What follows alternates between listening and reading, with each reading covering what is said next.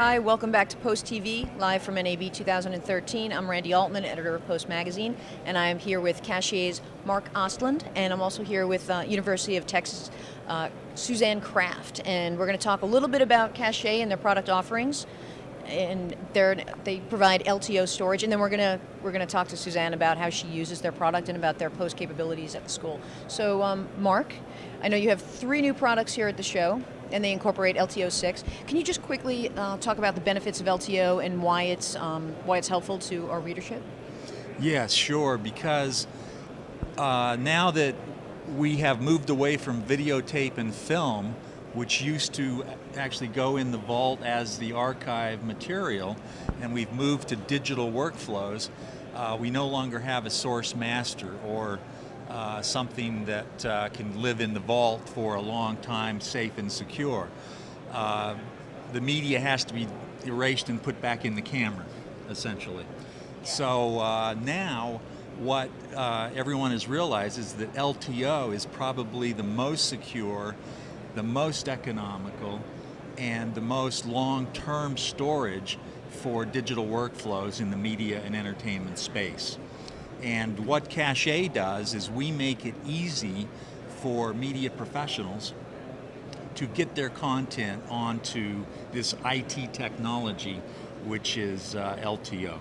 Okay, and you have 3 new products here at the show for LTO 6. If you wouldn't mind just quickly running down the 3 and yeah, sure. the different options. So our entry-level product is a desktop unit, small form factor, and it's called Prime Cache 6.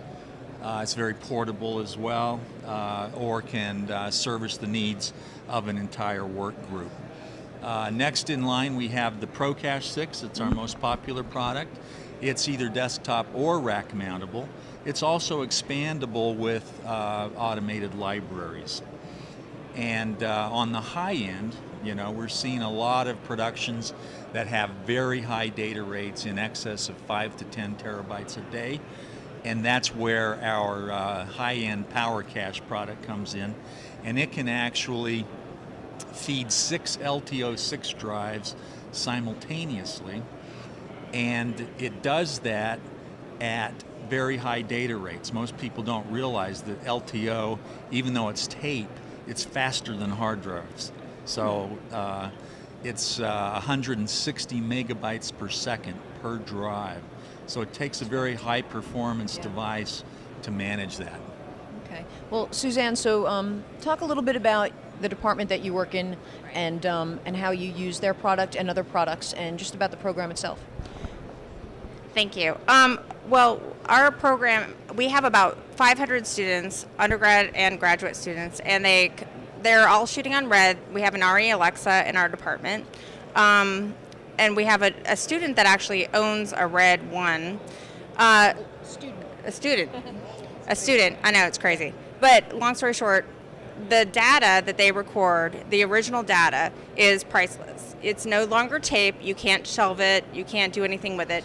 So the only thing that we can provide them with what we say is a data backup that's not going to be destroyed or have any kind of electrical challenges or read-write challenges like a hard drive might have is LTO tape. So we say, back up your data. Now you have a tape backup of all your original data. If anything happens, you want to change your project, anything else, their archive is stored on an LTO4 tape. And what we found is that the students can use the appliance. We call it a Cashier appliance. They use it themselves. We have it set up in a room.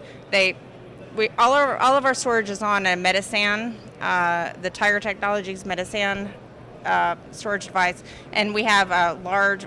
I think we're up to 32 terabytes, and so they basically principally archive their projects in 750 gig folders, and then we just say, okay, back up that, and then some of them. And now that we have the 2.6 terabyte storage, that actually they could just take their whole project and just back it up. So they could do it themselves, or I can help them through it and usher them through the post process and just backing up their data. And that's the end of the story. And they feel confident that they're walking away with everything that they left here, that they shot at the university, and they archived it, the raw data, their post-production, and their ProRes 422 output that they originally screened, or their hard drive backups. All of it is backed up on the LTO4 tape. So that's why we use it. And it's very easy to use, and students can use it, and then I can do it themselves. I can help them, or they can do it themselves. Right. So you're teaching them good work practices early on. Right. So it's sort of second nature for Well, them to do. some of them don't know. It's like the hard drive. In other words, well, I'll just keep it on my hard drive. And it's like, well, you have to make sure that you actually charge the hard drive and boot it up once a year. Right. If you don't, I mean, it may not turn on anymore. Exactly. And some of them don't know, and they leave the hard drive on the shelf for 4 to 6 years. And they're like, oh, it doesn't turn on anymore. It's like, well, yeah, that's kind of not really what we recommend you do. You take an LTO4 tape, and we really appreciate the ease of use of the Cache product. So. Sure. Now, can you talk a little bit about the program itself? Mm-hmm. And are they working on films or short films? How are you getting them to? How are you teaching them a workflow in sort of a real world environment? Well, I mean, unfortunately and unfortunately, film is gone. We still have some Steenbecks, and there's some like Really? Yes, we do. And there's students that are very interested in them, and they just want to use them. And fortunately and unfortunately, we still have to support them. And we have one person that knows how to fix them, and they, but I don't. What do you call it? Steampunk? Is like steampunk the term? I don't know, actually. Yeah, well, steampunk is the term that we use. It's like these kind of punk rock kids that want to use the Steenbecks, and they still want to use them. And they cut their films. They actually they get the negative back, and they cut it, and they do we have the mag dubber, and they still use mag dubber. So That's kind of cool. So it's not going to be a lost art. They're keeping it alive, and the fact that they actually want to do that is it's pretty weird. amazing. It's weird. Yeah. I know. I don't get it. But there's I would say we usher through about 500 students every semester through certain classes, and they go through tiers of education, and there's I would say about 25 of them that want to still do the old school double system workflow and work through the Steenbecks and work through the mag dubbers and do that. But clearly we're in the digital age, so yeah. I mean, Well, it's not bad that they know where the roots began and sort of. no, appreciate the frame. Yeah, that's what we call it. Yeah, it's very Yeah, cool. I mean, if you're shooting film, then you really appreciate how much money you're spending, how many frames you're shooting a second.